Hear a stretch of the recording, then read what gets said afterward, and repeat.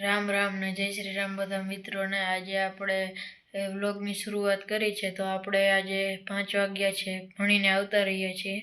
હવે આપણે જવું છે વાડીએ જીરું જોવા। તો ચાલો ત્યાં જઈને આપણે બતાવીએ। આવી ગયા છે આપણી વાડીએ, તો બતાવીએ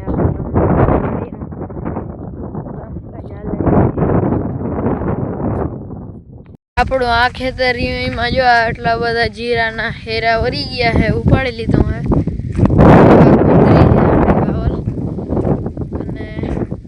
નીચેના ખેતરમાં જીરું ઉપાડી રહ્યા છે, ત્યાં તમને લઈ જાવ, હાલો બતાવીએ। જો આપણે અહીંયા એટલું ઉપડી ગયું છે જીરું, અને અહીંયા નીચે આ ખેતરમાં જોઈએ તો એટલું અહીંયાથી સુધી જીરું ઉપાડી લીધું। હવે આપણે જવાનું છે, આપણે ધાણા વાઢ્યા હતા 2-3 દી પહેલા, ત્યાં હાલો તમને અહીંયા જઈને બતાવીએ। જો આ છે આપણા ધાણા, બતાવી છે એરંડા વાવેલ છે કાકાના, અને એની આ બાજુ રાખી છે। ચાલો તમને અહીંયા જઈને બતાવું। અહીંયા વાવેલ છે,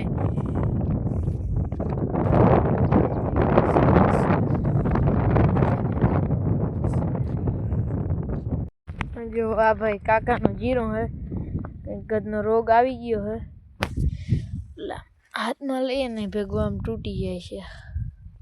આ બધા જો લાલ થઈ ગયું, કંઈક રોગ આવી ગયો હે એમાં।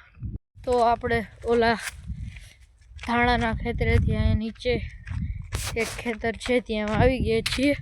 ત્યાં વાવેલ હતી આપણે મકાઈ। જો આ છે મકાઈ, આ મકાઈમાં આવી ગઈ છે બગાડ, વારે ને એ મકાઈ 1 નંબર છે।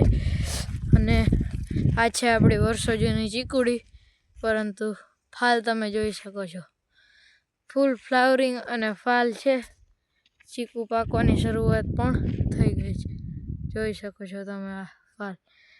આપણે છે એક અહીંયા હાપુસ આંબો, આ છે ખાટી કેરીનો આંબો।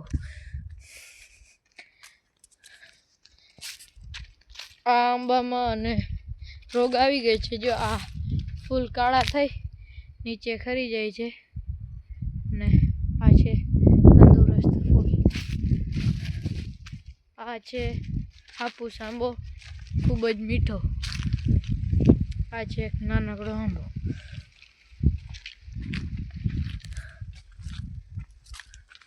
હવે આપણે તમને બતાવશું આ કૂવો।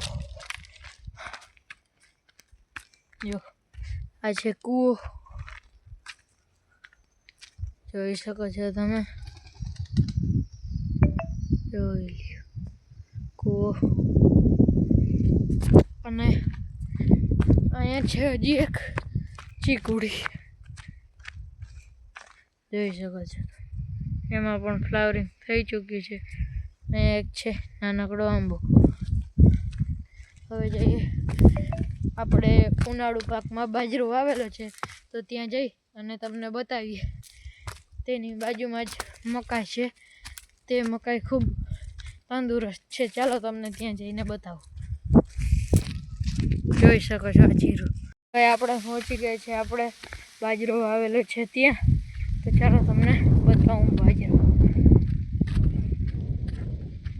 જો અહીંયા વાવેલો છે બાજરો, અહીંયાથી 5 સુધી છે બાજરો વાવેલો। થોડા દિવસો પહેલા જ બાજરો વાવેલ છે, એટલે અત્યારે તો નાનો જ છે। અને તમને મકાઈની વાત કરતો હતો, તે મકાઈ આ છે।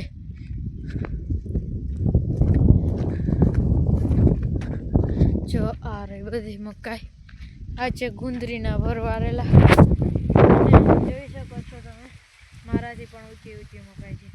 આ છે આપણે શિયાળામાં ખાવા માટે બકાલાનો વાવેલો ક્યારો, તો તેમાં છે આ ડુંગળી છે, પછી અહીંયાથી વાં સુધી મેથી છે, પછી અંદર જો આ વટાણા છે, બધા